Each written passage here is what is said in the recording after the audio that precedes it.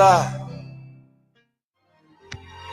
Buonasera a tutti, Tra un manifesto e lo bentornati specchio. a Liberamente, variazioni e scorribande qui su Radio Libertà.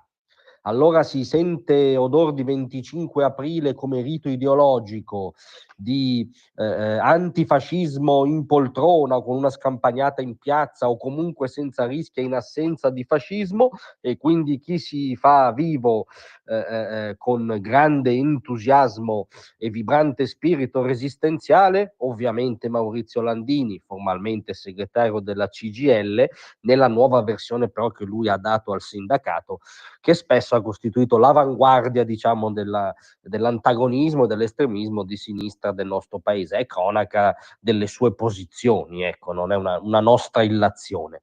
Lo ha fatto tramite un'intervista a Radio Popolare, dove ha ribadito questo suo canovaccio di cui sopra, partendo ovviamente dallo scandalo che oggi è la parola d'ordine, diciamo, di queste 24 ore del mainstream di sinistra, per cui bisogna alimentare la polemica sul 25 aprile sobrio a cui avrebbe invitato il governo, semplicemente riferendosi al contesto di sobrietà generale dovuta ai giorni di lutto per la scomparsa di Papa Francesco, che però è diventato per lor signori una sorta di attentato alla Repubblica, alla Costituzione, alla Resistenza, a tutto l'universo democratico.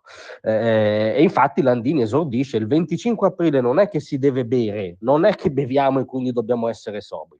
Il 25 aprile è una giornata di mobilitazione, di lotta per affermare i valori della democrazia nel nostro paese e ricordare bene a tutti che senza la sconfitta del nazismo e del fascismo, quindi senza la lotta di resistenza, noi oggi non avremmo la democrazia e la libertà.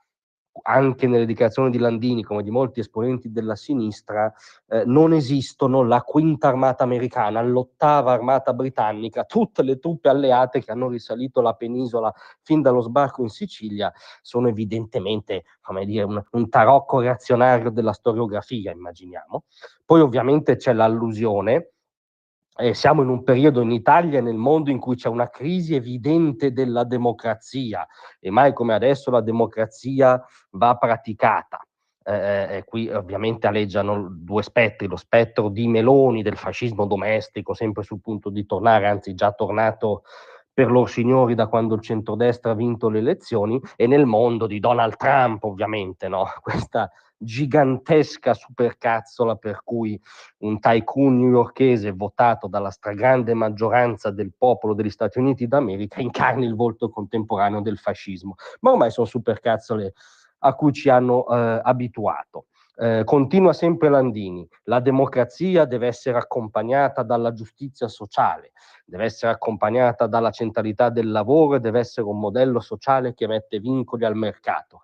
Qui forse confonde lievemente la democrazia con una sua versione, cioè la socialdemocrazia, o addirittura col socialismo, dimenticando lievemente che ci sono fior di democrazie, anche le più antiche del mondo, se parliamo di democrazia nel senso moderno del termine, che sono invece società che mettono pochi vincoli al mercato, che si basano su pochi lacci e lacciuoli e che esaltano la libertà individuale.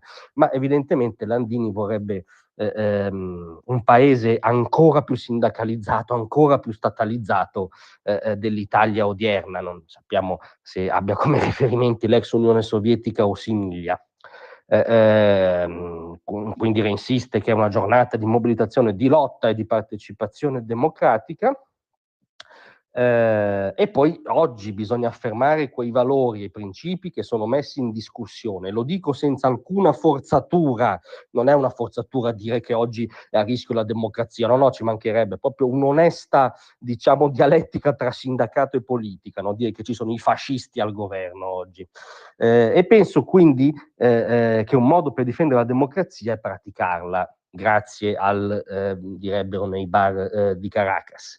E in questo senso penso che la stagione dei referendum che dovremmo affrontare, quelli che ci sono a giugno, quelli sono l'occasione per affermare i diritti del lavoro, i diritti di cittadinanza che oggi sono negati. Non ci sono più chiacchiere da fare, c'è una pratica da fare.